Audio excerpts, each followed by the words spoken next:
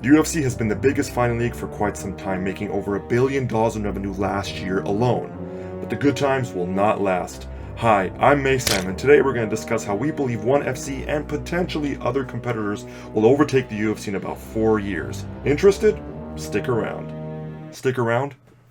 Stick around? Who writes this shit? Now, many of you might be wondering about the different types of organizations that compete with the UFC. You've heard of PFL, you've heard of ONE FC, you've heard of Ryzen, you've even heard of Eagle FC. But the questions that constantly come up by our well-established and mature followers, such as yourselves, are... Exactly how big is the UFC in comparison to other organizations? Practically speaking, there are approximately 6 other organizations that exist around here, so there should be some competition in the space to allow for a proper representation of fighters and the according revenue related to it. Isn't that correct?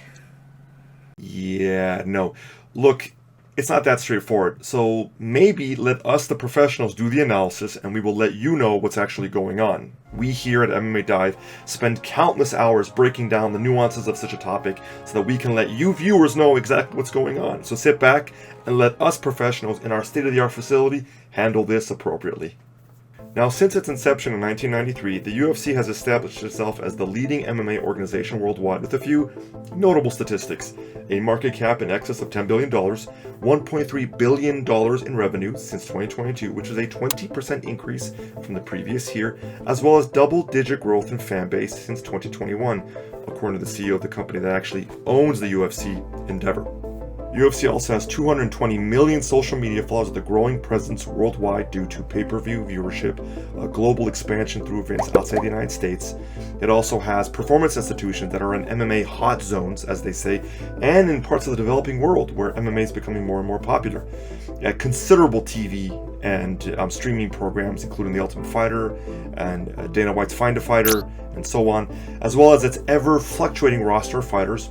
More about that later. And finally, all in all, the UFC hosts approximately 43 events per year for a combined total of 646 events across 29 countries, while maintaining broadcasts in over 165 countries and territories worldwide. And to be honest, I didn't even know there were 165 territories and countries. That's brand new information, and quick, who can name them? Now, as has been discussed many times, fighter pay is a point of contention, and pretty controversial one for both fighters and fans alike. And for the uninitiated, typically fighters who are not ranked in the top 10 or top 15 or even top 20 are given between $10,000 to $12,000 or $15,000 depending upon where you are in the sport to show, and about $12,000 to $15,000 for a bonus as a win. Now, wage sharing does exist in the UFC. And wage sharing, for those, of course, who don't know, is that a percentage of the profits that's made by the organization is given back to the fighters. Now, it does exist, and in 2022, 19.5% of all of the profits that were created were allocated for wage sharing on average. In 2023, however, that number decreased to about 13 to 15%. And of course, this happened at a time when there was to be shown a substantial growth in revenue and profitability, as well as popularity for UFC, according to Endeavor's 10K report. And let's just take a step back and think about that for 1 second in comparison to other professional sports organizations. So as an example of how problematic this is, the NBA, the NFL, the NHL typically has an average wage share of about 50%, which once again means that of all the profits that are created from that organization, 50% of it is allocated to their athletes. And there is even a rumor that the Premier League has about 70% of its profits allocated for wage share on average, which means that 70% of the money that's produced is given back to the football players, or soccer for the Americans out there. Now, with this information, a question that comes up constantly is, well, why do you even bother becoming a fighter? I mean, we've all heard horror stories of fighters going into the UFC with like $5,000 to $10,000 in their bank account, with no jobs, living out of their car, living in a tent, not able to afford rent, not able to even afford camp. So why? Do you get more women or interest from women by claiming to be a fighter? I mean, is this why people create MMA YouTube channels? I mean, of course, I'm speaking as a former athlete and professional fighter. So why? What is the purpose behind it?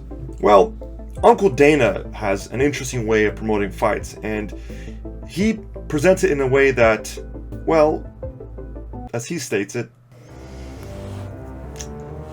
I'll make him an offer he can't refuse. with over 570 fighters on the roster, the majority of fighters don't get the same amount of money as most of the T10 or T15 fighters, or even the T20 fighters, as was previously mentioned. So the question is why? Well, that's because the UFC is a business, and its potential for business is dependent upon brand awareness, or the viability of an individual to be a star. Of course, this question comes up in relation to Conor McGregor as to why he gets so many title shots. Well, it's not because he's a great fighter and, no, it's because he is the type of individual that draws in numbers. People are interested in watching him fight, and lose or win. Doesn't matter. He's a businessman. He wants to make money, and the UFC realizes that. So the viability of giving him a title shot is far more important than giving somebody who is even worthy of a title shot but has no proper brand awareness. In the context of a fighter, it's obvious that there has to be some change for revenue wage sharing, and of course the UFC is able to call the shots because they are the first and the leading MMA organization across the world.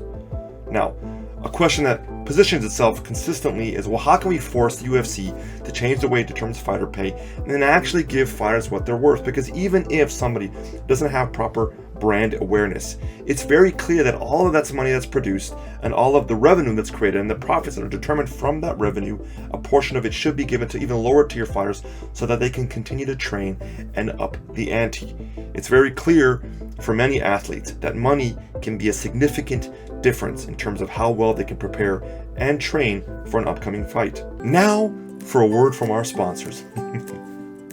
Oh, that's right, we don't have any sponsors, but if you'd like to help us, like and subscribe to the channel so that Timmy can get some new shoes. Because you know what? MMA Dive, they do revenue sharing.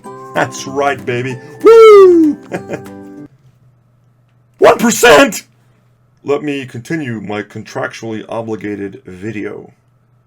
Now, to make a long story short, we're going to discuss the only organization that we think is properly comparable to the UFC, and that's going to be ONE FC. That's because, to be frank, all the other competing organizations, including Bellator, when added up, cannot even come close to the market cap that the UFC has, except if we're talking about ONE FC.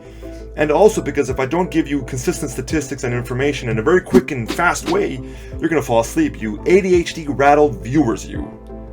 So we're going to start now. God, I hope our budget allows for some fancy effects.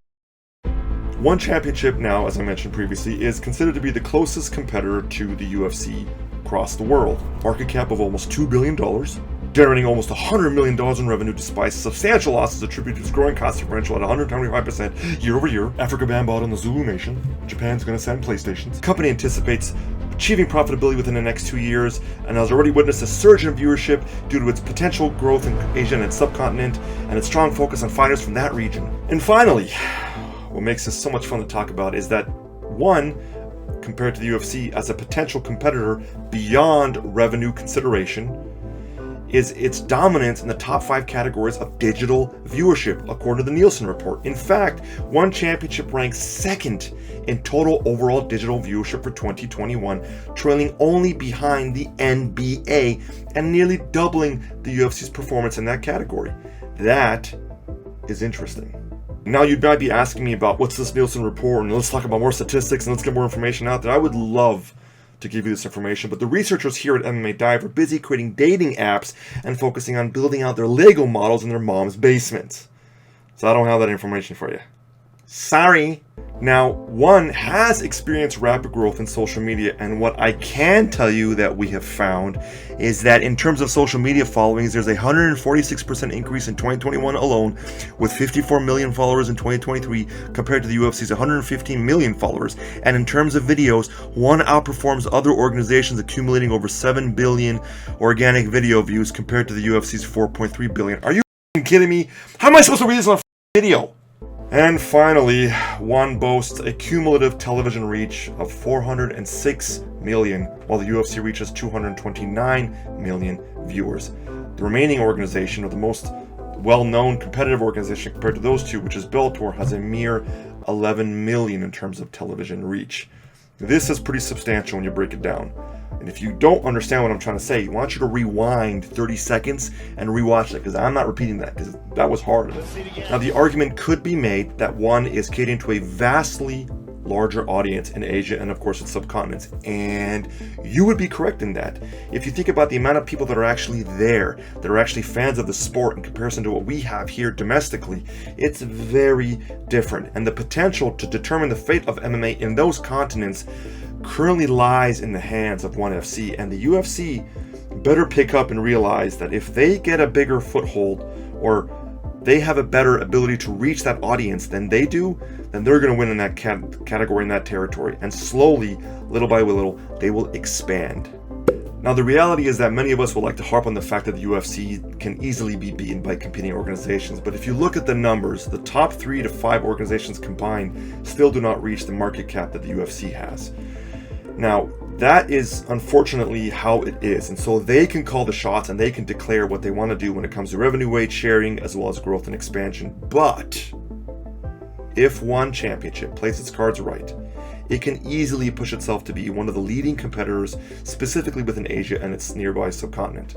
And that being said, eventually it can push the UFC and force them to do things that they never want to do in the first place, and that is increase revenue weight sharing as well as increase viability for fighters to exist within this sport. Guys, thank you so much for your time. It was great. Please like and subscribe here at MMA Dive, and I look forward to discussing with regard to the next topic.